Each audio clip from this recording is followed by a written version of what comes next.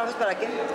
Esto es de la convocatoria de estímulos del Instituto de Cultura, de la convocatoria de este año. Entonces el propósito es ese, pues primero establecer un poco un panorama de etapas de la literatura en Pereira, ¿cierto? Pues como cuáles, y además esa sería pues como mi primera pregunta realmente, ¿usted cómo dividiría por etapas la literatura en Pereira? Pues como por escritores o por algún factor que aglutine. Entonces, ¿comenzamos por la primera o por la segunda? Pues comencemos por esta segunda. En un momento se usó en Colombia y en América Latina y en el mundo el esquema generacional. En este momento ya es imposible. El esquema generacional y fundamentalmente fue el de J.J. Arron. Después el esquema generacional de Ortega y Gasset. Arron es cubano, Ortega y Gasset es español. El esquema generacional era en Arron cada 20 años. Cada generación, el mundo se reemplaza, o el hombre pues, o la sociedad se reemplaza cada 20 o 25 años. Y el de Ortega y Gasset, era, no me acuerdo si era 25 años, pero más o menos el promedio, ¿no?, de fluctuación.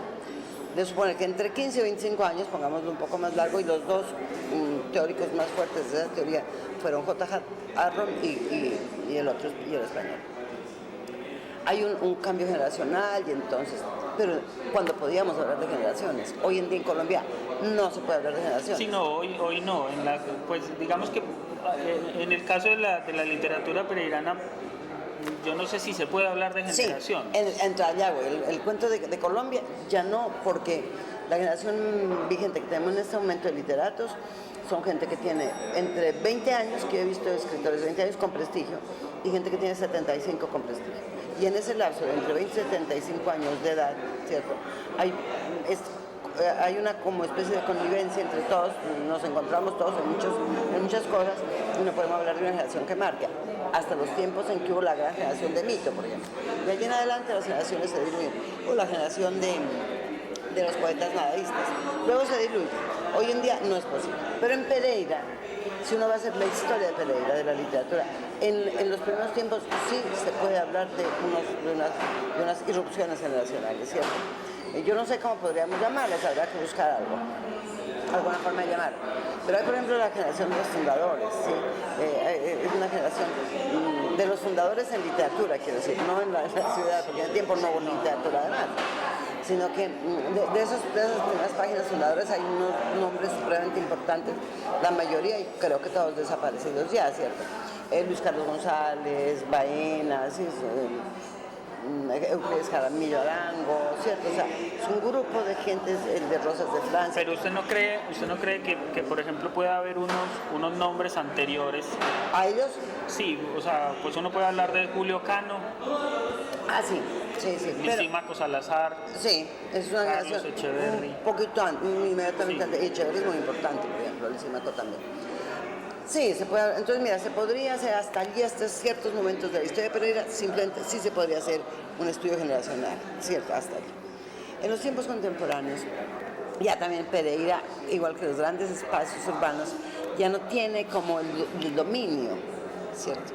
Porque hubo una generación de Pereira que, comandada por Eduardo López Jaramillo, que tú admiras mucho, pues, ¿sí? Que y tuvo fuerza como grupo, pero de ese momento para acá ya no encuentras tú cómo aglutinar una generación.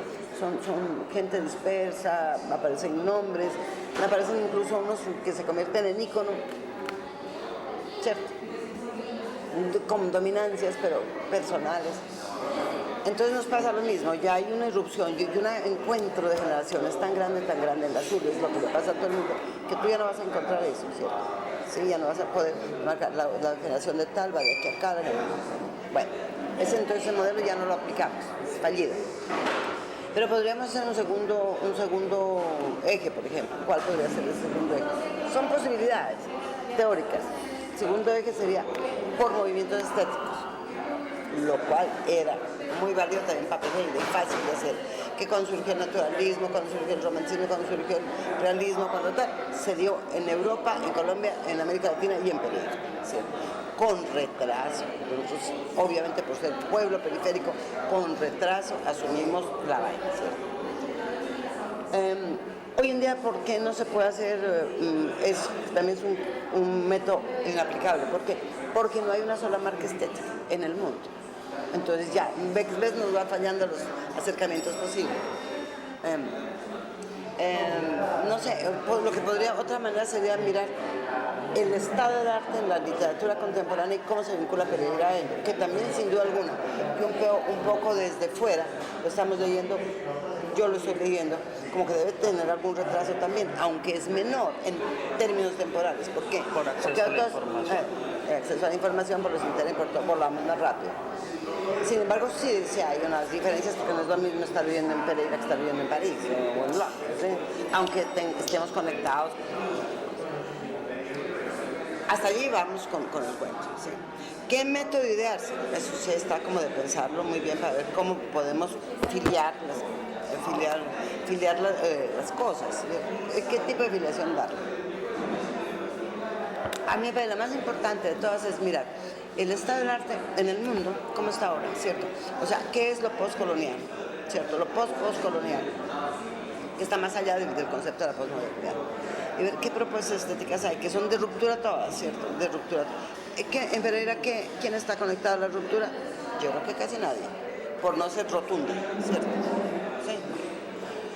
Entonces, ¿qué significa eso? Habría que pensar.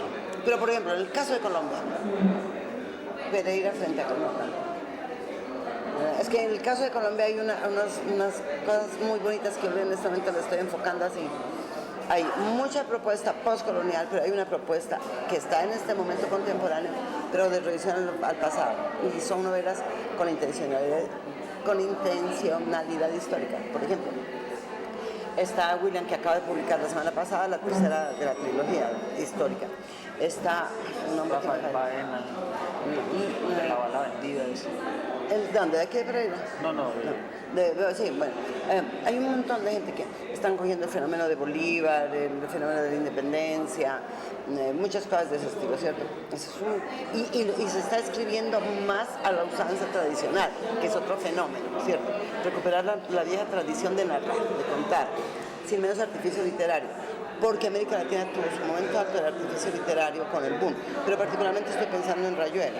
Ahí estamos en la página del artificio literario, ¿no? De laboratorio, con él, con Cortázar, pero también con Salvador Elizondo, que hace unas vainas, unas propuestas loquísimas, interesantísimas, de ruptura, sí, eliminando personajes, eliminando narradores, eliminando tiempos, ¿no? Poniendo a que sea el lector realmente activo y participante y vaya construyendo la novela muy como Humberto Eco.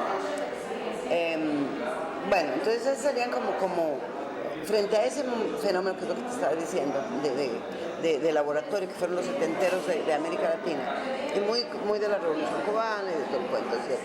Nada más interesante que leerse a Reinaldo Arenas.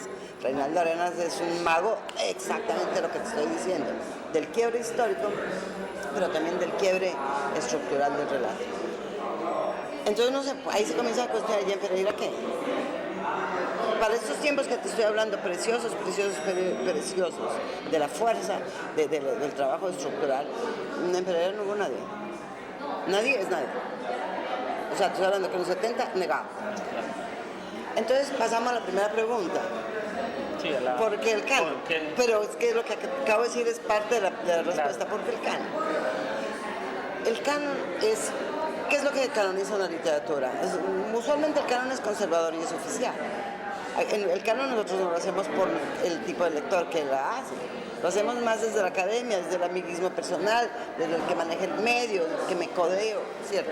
Entonces manejamos unos cánones de rechazo, de apuntalamiento del amigo, de sepultar al que no es amigo, de hundirlo. O sea, eso es muy tenaz, ¿cierto? Y eso es muy provinciano, absolutamente provinciano.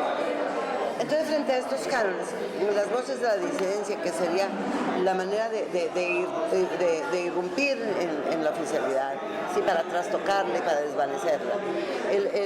Del caso de Pereira, la única persona que yo conozco, la única persona que yo conozco que fue así, voy a decir una palabra muy mal dicha en español, rompedora, ¿cierto? Fue Luis Ángel. Y entonces como Álvaro Luis Ángel, y es la única además que tiene reconocimiento internacional grande. Pero se tuvo que ir. No, se fue antes de comenzar y escribió por fuera. Y la respuesta de la localidad, porque eso te va a notar, eso que es muy importante, fue la negación y la invisibilidad total. Álvaro Luis Ángel no la quería nadie para ella, ni le incluían en sus cosas, ni era un personaje visible. Con otras partes sí. Allá la había editado editoriales interesantes de España, de otras latitudes, ¿cierto? Cuando yo comencé aquí a hablar y incluí a Álvaro Luis Ángel, yo encontré respuestas de que, ay, pero Cecilia, ¿cómo me vas a perder tu tiempo leyendo Álvaro Luis Ángel? Literatura de alcantarilla. Había unos cobros, unas cuentas que le cobraban, ¿cierto? Que eran personales, que eran de otro tipo, hasta morales, los religiosos, hasta de todo, y hasta familiares, ¿no? Entonces, fíjate tú, y hasta del Rialto, porque es que esto marca, ¿no? Y la niega, y la vuelven invisible. Pero es la única mujer que ha tenido no reediciones así verdaderamente. Ella se ganó 2 premios en Colombia, uno fue el de Vivencias con Girasoles en invierno. Pero por ejemplo ella es de las primeras personas, esto yo lo dije para Colombia, de las primeras personas que comienza a aplicar técnicas del surrealismo en Colombia o en literatura colombiana es Álvaro Luis Ángel. Así no se lo quieran reconocer, pero es ella. ¿Con qué? Con un cuento que se llama Gloria Inmarcesible, o Gloria Inmarcesible, el buque Gloria tal cosa, y sigue mucho a Bretón, ¿cierto? Recorta los periódicos y arma El Espectador, y tú te lo has leído, El Espectador y El Tiempo, y va pegando el cuento, muy bretoniano, ¿cierto? Muy divina, muy surrealista, ¿no? Muy collage, pero un collage conceptual. Entonces tú sigues con el panorama hacia adelante. Y la literatura nuestra va en correspondencia con el medio social. Yo en esto soy un poco contundente, soy muy rotunda, pues voy con el medio social. El desarrollo del pueblo, tan provinciano, ¿cierto? Hace que la gente escriba naturalista y realista y decimonónica de alguna manera, ¿cierto? ¿Sí me entiendes? No hay el vuelo. No tenemos referentes. A ver, no te contrastas con nadie, ¿sí? Es que yo te digo, yo creo que estar atravesando una calle de París no es lo mismo que estar, pues, sin que yo suene petulante, que estar atravesando una calle permanentemente, ¿cierto? Es la visión del mundo, la vaina, es cómo se mueve. Entonces nosotros aquí tenemos también la tendencia al endiosamiento, ¿cierto? A la negación y a endiosar, o sea, no somos una cultura que lea y que el lector nos ubique, no tenemos lectores cultos, ¿cierto? Entonces tenemos unas élites que hacen los dos oficios que son absolutamente execrables, los dos, estoy hablando muy trabado, son terribles, ¿cierto? ¿Por qué? Encumbramos nombres y lo reeditamos y lo hacemos y lo funcionamos, ¿cierto? Y escondemos otros, entonces te voy a hablar más, no de los que se editan y se reeditan y vuelven a repetir la historia, que aquí nosotros no somos dados a la reedición, pero sí estamos siendo dados ahora a volver con el mismo libro desde la misma perspectiva, ¿cierto? Te voy a hablar de otro grupo, de los negados, ¿no? Por ejemplo, uno de los grandes negados fue Silvio Girón Gaviria, un hombre que dedica su vida a escribir. Dentro de los cánones provincianos, ¿cómo eran estos? Realistas, veristas, testimoniales, recalcitrantes, duros, aguerridos, ¿cierto? Ay, no se lo perdonar. ¿Y por qué a él no se lo perdonar?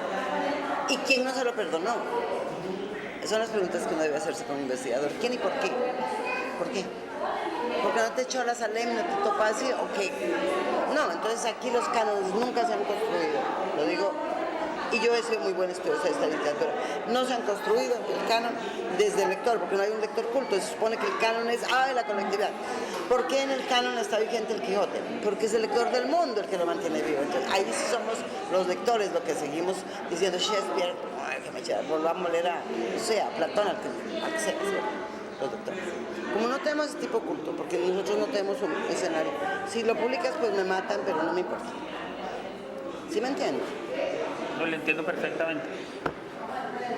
Hay otro factor que yo quería preguntarle y es el tema de la difusión, pues que tiene que ver exactamente con lo que me acaba de decir, pero... No, pero tiene unas variantes. La difusión es otro paso muy grave. No, en la difusión interviene lo mismo, pero intervienen los factores adicionales, ¿cierto? Y es que como no tenemos una editorial grande conectada con nosotros, no tenemos difusión. El gran problema es de marketing, es de estricto mercadeo. ¿cómo se hizo García Márquez? Porque es muy buen escritor, me dirás tú, sí, señor, pero también porque tiene muy buen marketing detrás. No, eso es absolutamente claro. Por ejemplo, Cepeda, el de la Casa Grande, Álvaro Cepeda Zamudio, muy buen escritor, pero no tuvo marketing, entonces, ¿dónde está el marketing en Pereira? Sí, no, aquí no tenemos eso. No existe. Porque además el Premio Nacional de Novela de Pereira, que yo cuando yo jurado siempre les digo, por favor, cambiamos de editoriales, no porque uno no quiera apoyar la localidad. Es que la novela, la literatura también es comercial, y es un hecho comercial. No, y se edita, pero no se... Claro, se edita aquí. Pero le no se entregan el distribuye. libro al autor y el autor lo mete en una caja debajo de la cama. Mire, no se edita. Bueno, es que hay muchos comentarios que hacer, pero digamos, le entregan un porcentaje al pobre señor y lo encartan. No hay una oficina eso es de una editorial grande que lo mueva, ¿cierto? No. Y el gran problema que tenemos todos los de provincia es acceder a las editoriales grandes. Es muy difícil. Y además las editoriales grandes a uno además lo roban. Pues, objetivamente hablando. Sí. Entonces, Eduardo López Jaramillo, por ejemplo, que es un hombre que escribe muy bien, porque su literatura sigue siendo vigente, ¿cierto? No tuvo acceso al marketing, no tuvo acceso al dominio internacional. Y por eso Eduardo no se conoce. Bueno, y a propósito de nombres, hemos hablado pues como de los factores que condicionan, pero pues digamos que la pregunta final pues y definitiva creo que es ¿qué nombres? Por ejemplo, pues... Yo ya te di uno que me encanta, que es Álvaro Sánchez. Pero yo he leído a un muchacho, pero no me sé el nombre, es profesor de un colegio. Yo no sé si el genio de cuál es bajito, pero lo he leído a ese muchacho, no, y creo que no tiene obra publicada y no te imaginas los regios escritores. Qué lástima que ninguna editorial lo pille, porque sería un muy buen escritor. ¿Sí me entiendes? Yo acabo, ese premio que nos ganamos con la radio juvenil, los jóvenes cuentan, literatura hoy. Mira, que allí tuvimos el gusto de entrevistar a un montón de como 27 peladitos y peladitas, y había una muchacha, tú estuviste el día, sí. Excelente, y había otras voces nuevas que están clamando por un proyecto editorial, porque alguien, una institución como esta los ayude hasta uno, dos, tres muchachos, con que saquemos uno por 20 años de la machera, ¿cierto? Que los ayude a conectarse. Es que es tan difícil. Tan difícil. Por ejemplo, yo tengo libros publicados 9, 10, ¿cierto? Y hay uno que